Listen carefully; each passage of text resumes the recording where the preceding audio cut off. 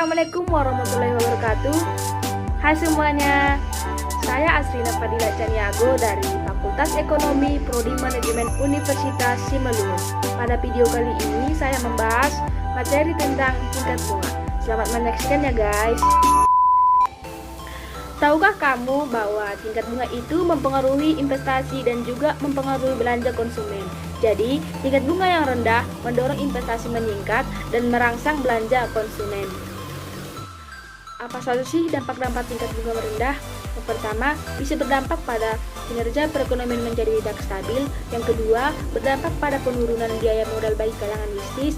Yang ketiga, menyebabkan terjadinya lonjakan pendanaan hipotek atau pinjaman kredit yang mempengaruhi penurunan tingkat bunga. Yang paling sering kita dengar bahwa tingkat bunga dipengaruhi oleh tingkat inflasi. Jadi, kalau misalnya inflasinya rendah, dapat mempengaruhi penurunan tingkat bunga. Sebaliknya, kalau inflasinya tinggi, akan menyebabkan kenaikan tingkat bunga. Nilai tukar mata uang berpengaruh pada tingkat bunga. Jika nilai tukar mata uang rendah, mendorong kenaikan tingkat bunga. Kalau misalnya nih, investor asing menjual obligasinya, itu mempengaruhi tingkat bunga. Jadi, tingkat bunga akan didorong naik karena adanya investor asing yang menjual obligasinya. Apa sih yang dimaksud dengan tingkat bunga itu? Tingkat bunga adalah harga yang diterima oleh pemberi pinjaman dan dibayarkan oleh peminjam untuk modal utang. Tingkat bunga bervariasi, tergantung pada resiko peminjam dan pengguna dana, lama waktu jangka peminjam. Perusahaan memperoleh modal dalam dua bentuk. Yang pertama, hutang dan ekuiditas. Di tingkat bunga ini, kita akan membahas 9 subbab, yaitu bab yang pertama, biaya utang. Ada 4 faktor yang mempengaruhi biaya utang. Yang pertama, peluang produksi, peluang investasi pada aset-aset produktif yang menghasilkan kas. 2. Referensi waktu untuk konsumsi. Yang ketiga, risiko, yaitu dampak yang timbul dari pasar keuangan, peluang suatu investasi yang dapat memberikan hasil yang rendah. Dan yang keempat, inflasi, yaitu jumlah kenaikan harga dari suatu waktu ke waktu, menjadi faktor yang mempengaruhi biaya utang. Bab yang kedua, tingkat bunga. Jadi, di dalam suatu perekonomian itu dipengaruhi oleh kekuatan pasar. Peminjam memberikan penawaran atas pasokan modal hutang yang tersedia dengan menggunakan tingkat bunga. Pasar modal merupakan pasar yang independen. Jadi, kalau di Indonesia, contoh dari pasar modal itu ada Bursa Efek Indonesia. Nah, dalam pasar modal terdapat harga untuk setiap jenis modal, dan harga tersebut terus mengalami perubahan seiring dengan perubahan penawaran dan permintaan yang terjadi dalam pasar modal tersebut. Jadi, perubahan tingkat bunga jangka pendek sangat tidak stabil. Tingkat bunga bisa dipengaruhi oleh kondisi perekonomian. Jika kondisi perekonomian sedang booming, maka perusahaan akan membutuhkan banyak modal, sehingga mendorong untuk kenaikan tingkat bunga. Tingkat bunga akan turun jika ketika masa resesi di perekonomian. Namun, kecenderungan yang disebutkan tadi itu sebenarnya tidak terjadi. Subbab yang ketiga, determinan tingkat bunga pasar. Ketahui bahwa tingkat bunga nyata menggunakan indikator-indikator tingkat bunga nyata bebas risiko. Nah, tingkat bunga pasar risiko itu merupakan tingkat bunga yang akan diberikan tanpa risiko. Biasanya, tingkat bunga ini diberikan dari efek pemerintah. Jadi, dalam efek pemerintah itu ada yang namanya yang pertama, tingkat bunga nyata bebas risiko, merupakan tingkat bunga yang akan diberikan atas suatu efek tanpa risiko. Jika tidak diperkirakan akan adanya inflasi di negara tersebut. Yang kedua, tingkat bunga bebas risiko yang dinyatakan atau nominal.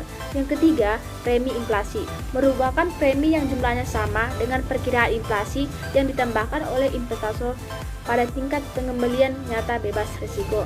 Yang keempat, premi risiko gagal bayar atau DRP, yang artinya tidak melakukan pembayaran bunga atau pokok yang telah dijadwalkan sebelumnya. Juga mempengaruhi tingkat bunga pasar atau obligasi. Makin besar risiko gagal bayar obligasi, makin tinggi tingkat bunganya. Yang kelima, premi likuiditas premi, yang ditambahkan pada tingkat bunga equilibrium suatu efek. Jika efek tersebut tidak dapat diubah menjadi kas dalam waktu singkat dan mendekati nilai pasar wajarnya. Yang keenam, premi risiko jatuh tempo atau MRP, merupakan risiko bahwa penurunan suatu tingkat bunga akan mengarah pada pendapatan yang lebih rendah ketika obligasi jatuh tempo dan dananya diinvestasikan kembali. Subbab yang keempat, struktur waktu dan tingkat bunga, menjelaskan tentang hubungan antara imbal hasil dan waktu jatuh tempo obligasi atau jangka panjang maupun pendek. Untuk mengetahui tingkat bunga suatu obligasi dengan waktu jatuh tempo perlu biasanya ditemukan di media, aplikasi, situs internet. Disajikan dalam bentuk grafik yang kita sebut kurva imbal hasil. Kurva imbal hasil mempunyai 3 bentuk grafik, yaitu yang pertama kurva imbal hasil normal, kurva imbal hasil yang menanjak ke atas. Yang kedua, kurva imbal hasil abnormal atau kurva terbalik, kurva imbal hasil yang menandai ke bawah. Yang ketiga, kurva imbal hasil berpunuk, di mana tingkat bunga atas efek jangka menengah lebih tinggi. Bab yang kelima, menentukan bentuk kurva imbal hasil. Apa saja faktor menentukan bentuk kurva imbal hasil tersebut? Yang pertama, tingkat bunga pasar yang bergantung pada inflasi. Resiko gagal bayar likuiditas dipengaruhi oleh setiap waktu jatuh tempo dan tingkat bunga tersebut. Kurva imbal hasil untuk obligasi perusahaan juga dipengaruhi oleh 3 faktor yang disebutkan tadi, yaitu tentang inflasi, risiko gagal bayar, dan juga likuiditas. Obligasi jangka panjang memiliki imbal hasil yang lebih tinggi karena dipengaruhi oleh 2 faktor. Yang pertama, inflasi diperkirakan akan lebih tinggi di masa depan. Yang kedua, premi risiko jatuh tempo yang positif. Misalnya, kurva imbal hasil yang melandai ke bawah itu meramalkan tentang melemahnya kondisi perekonomian dan mengarah pada penurunan inflasi. Selanjutnya akan menghasilkan tingkat bunga jangka panjang yang lebih rendah. Jadi, kurva yang melandai ke bawah itu meramalkan melemahnya perekonomian yang akan mendorong tingkat bunga jangka panjang jadi lebih rendah. Kelandaian kurva imbal hasil bergantung pada 2 faktor utama, yakni ekspektasi tingkat inflasi di masa depan. Yang kedua, pengaruh jatuh tempo pada risiko obligasi. Subbab yang keenam, menggunakan kurva imbal hasil untuk mengestimasi tingkat bunga masa depan. Proses menggunakan kurva imbal hasil untuk mengestimasikan perkiraan tingkat bunga di masa depan cukup sederhana selama memusatkan perhatian pada obligasi pemerintah. Yang kedua, berasumsi bahwa seluruh obligasi pemerintah memiliki risiko yang sama. Yang tidak terdapat premi risiko jatuh tempo. Teori ekspektasi murni, teori yang menyatakan bahwa bentuk kurva imbal hasil tergantung pada ekspektasi investor tentang tingkat bunga masa depan. Bab yang ketujuh, faktor-faktor lain yang mempengaruhi tingkat bunga. Yang pertama, kebijakan Federal Reserve. Penawaran uang memiliki dampak signifikan pada tingkat aktivitas perekonomian. Yang kedua, tingkat defisit dan surplus dari anggaran pemerintah.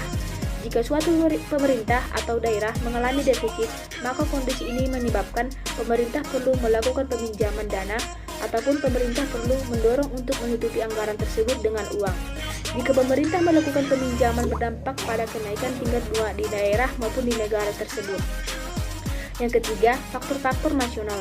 Kondisi ini terjadi apabila suatu negara atau kita melakukan lebih banyak aktivitas pengimporan dibandingkan aktivitas pengeksporan, sehingga dapat terjadi kondisi defisit perdagangan dengan luar negeri disebabkan oleh banyaknya aktivitas impor dibandingkan aktivitas pengeksporan.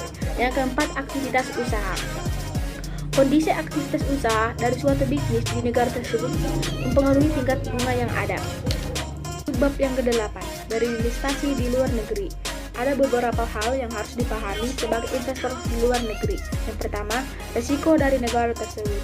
Kita menganalisis, mengidentifikasikan kondisi perekonomian di negara tersebut dan kondisi sosial budaya di negara-negara yang akan kita tuju sebagai tujuan investasi kita. Yang kedua, risiko nilai tukar. Jadi, perubahan nilai tukar akan berdampak pada pertumbuhan ataupun pengurangan pendapatan kita dari hasil investasi. Perlu diperhatikan tentang risiko negara dan risiko nilai tukar uang. Subbab yang terakhir, tingkat bunga dan keputusan usaha. Sebuah keputusan usaha bisnis akan mudah ditetapkan jika kita mengetahui atau dapat meramalkan dengan pasti tingkat bunga yang akan terjadi di masa depan. Namun sayangnya, kita tidak bisa meramalkan secara pasti tingkat bunga yang akan terjadi di masa depan. Walaupun kita sulit meramalkan di masa depan, kita juga bisa meramalkan apakah tingkat bunga tersebut akan berfluktuasi ataupun tidak. Namun selama tingkat bunga tersebut selalu berfluktuasi dengan kondisi tingkat bunga berfluktuasi, kebijakan keuangan yang akan dibuat harus menggunakan kombinasi antara utang jangka panjang dan jangka pendek. Itu diperlukan kurva imbal hasil. Dapat kita simpulkan bahwa pada perkiraan tingkat inflasi yang akan terjadi di masa yang akan datang, bunga pasar yang bergantung pada inflasi, risiko gagal bayar, likuiditas dipengaruhi oleh setiap waktu jatuh tempo dari tingkat bunga tersebut. Berasumsi bahwa seluruh obligasi pemerintah memiliki risiko yang sama, yang tidak terdapat premi risiko jatuh tempo. Untuk teman-teman semuanya, berinvestasi sangat penting untuk keuangan di masa depan. Investasi dalam bentuk apapun sangatlah bagus. Cukup sekian video pembahasan dari saya. Semoga dapat bermanfaat untuk kita semua. Sekian dan terima kasih. Assalamualaikum warahmatullahi wabarakatuh.